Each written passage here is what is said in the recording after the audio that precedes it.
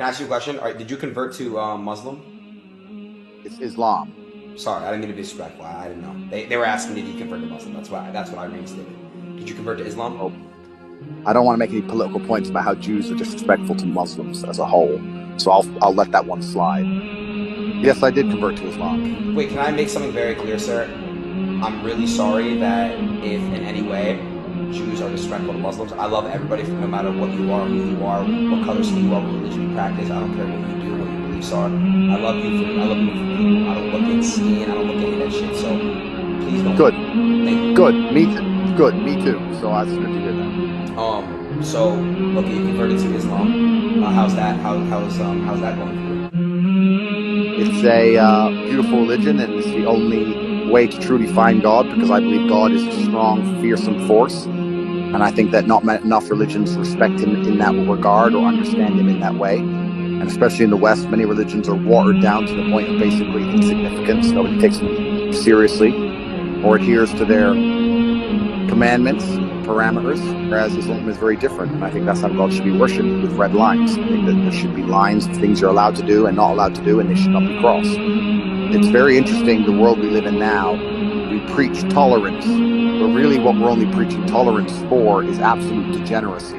They'll say, you need to be tolerant. Tolerance is a good thing, agreed. But there has to be a red line where being tolerant is simply detrimental to your heart, your spirit, and society. You can't sit and be tolerant of everything to the point where absolute degeneracy is purported and advertised and accelerated.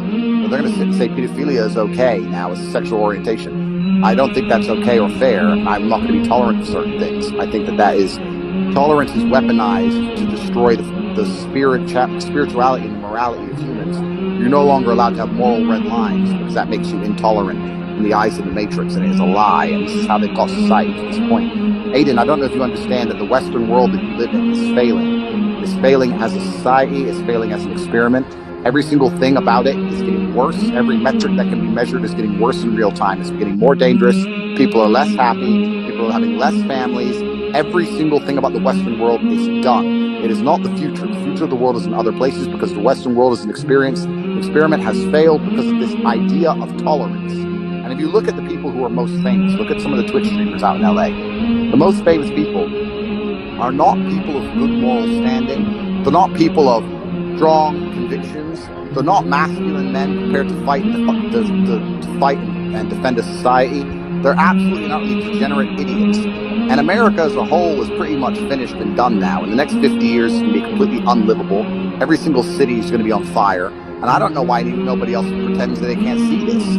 It's just on its way out, and it's on its way out because people have forgotten God. That's what's happened. It doesn't cross anybody's mind that what's happening around them is it's unacceptable in the eyes of God. Do you understand me, or do I sound like a crazy man to you? So I'm waiting for you here in Dubai. We'll go to the mosque together. It'll be beautiful. Book a flight. You're rich.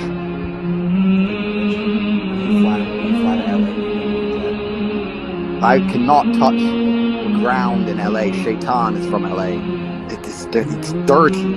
It's the air. It will touch my skin, and I can't even be near the degeneracy. How many kids do you have? 35. And if you guess the number correctly, I'll tell you. 2 kids? 2. You think I'm some 5 kids. 5? You think I'm some 10. Closer. 12. Around me. Okay, you have kids. Why wouldn't I? Did they all have different baby mothers? They're not all different, but there's been a few ovens to bake the bread. Women are slow, G. Like, I say this all the time. I'm like, listen, I have no problems having kids with one woman. It's fine. But if you're going to take 9 months to grow a single, simple baby, then you're just messing about. That's your problem. Come on, bro. If you'll do it in 2 weeks to get your act together and be faster, then we won't have to do all this. But if you're going to take 9 months and mess about, then I need 20. So, I have no choice but to have 4 wives as Allah intended. That's why God told us men to have 4 wives, because they knew we needed large families and that women are slow. Allah understands. God understands. His word is golden for a reason. Do you have 4 wives yet? Nah, I got none. You know, if you got yourself a nice Islamic wife, she wouldn't cheat on you, she'd cook for you, she'd look after you, she wouldn't have an OnlyFans. You know, most of the problems you're facing currently with women can be solved by Islam. Really? I just told you why. Wait, they actually don't cheat? She'd have decency, she'd cover up, she'd be God-fearing. If she missed, her family would also keep an eye on her, so her family would tell her to obey her husband. She'd want your children, she'd look after you. Islamic women are the best. They understand that the best way to serve God is to also serve their husbands. Where do I get one at? So most of your problems could be solved. Where do I get an Islamic woman? You must become a Muslim yourself first, my friend. And being a Muslim is not easy. There's a lot to learn. It's a long journey. Even I'm not a scholar. I'm learning. There's a lot to learn about how it works and the true word of God and the Quran and learning Arabic, etc. It's not easy. But if you come to Dubai, you can begin the journey and you can talk to the same people I've talked to. And then halas, you get yourself an Islamic wife. And before you know it, you get to live in peace and happiness without worrying about getting plowed on an OnlyFans account. But you have to understand that the worldly goods, the worldly things that people find interesting, I'm totally and utterly beyond. I don't care about money. I have too much of it. I don't need fame. I have enough of that. I don't want hoes. I don't want sex with random women. I don't want clubs. I don't want restaurants. All of that is boring to me. The only thing that I find interesting is genuinely trying to save humanity by combating the matrix and opening up minds to be freed and worshiping God and God blessing me and favoring me and trying to become the best version of myself. All that shit is not interesting to me. So everything in Miami is just, it's repulsive. There's nothing in Miami for me. Does that make sense? If you went to Miami and you didn't want sluts, didn't want drugs, and didn't want to go to restaurants and clubs, why are you in Miami? There's nothing there. It's just degenerate godlessness. I don't like it. I hope you understand me. I'll do my best for you, but I don't like it. I'm here in Dubai. It's beautiful. The mosque is close by. I've got very important work to do. I'm going to go to a center of disabled children and donate $100,000 tomorrow. I'm going to look after them. I have things to do which are good for me and good for the world. I don't see what I can do in Miami. I can go to the club and be famous and stand with rappers and some girl who everyone's. I could do that. I could put my in number 82. Yeehaw, I win. Look what I did. I'm such a cool guy. Look, I banged this girl just because she has fake. It's vaporous. It's empty. I don't want to do any of these things, Aiden. I don't want to go. You have to understand. I don't need to do any. Can I ask you a question? What is the meaning of life then, bro? Like what are we here for? Once you realize that hedonism is a black hole and that you can pour endless attempts at filling it, endless girls, there's always a new one you can make endless money, there's always new money to make. Hedonism is a black hole, and if you're going to live that way, you're never going to feel satisfied.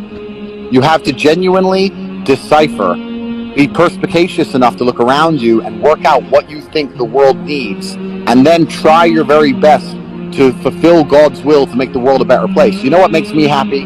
Well, I'll tell you.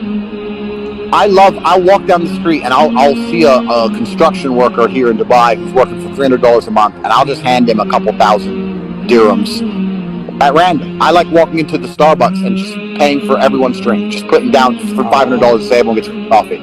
I like rescuing the dogs in Romania. I have a charity that rescues dogs in Romania. I like doing things that make me feel good inside because I know it pleases God. I will not, if I go to the club in Miami, top G, yeah.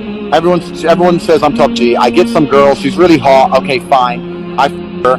But unless we make a family one day, there was no point in any of it. It's just degenerate. And to make a family with a girl from Miami is hard because they don't know how to be mothers anymore. They don't know how to be a good, soft mother and look after the child and look after their man because they're broken people. Who's the best? So why would I do that? I don't want to do that. Where do you find a good mother? Well, a good mother needs to be a woman who understands that her feminine imperative and her duty is to be a mother. That's her duty to femininity as a whole. It's the most important and beautiful thing a woman can do is be a mother. But a girl who reluctantly becomes a mother or thinks that her career or going to the club or hanging out with her friends is just as important as being a mother is never going to be good at it. You're only good at the things you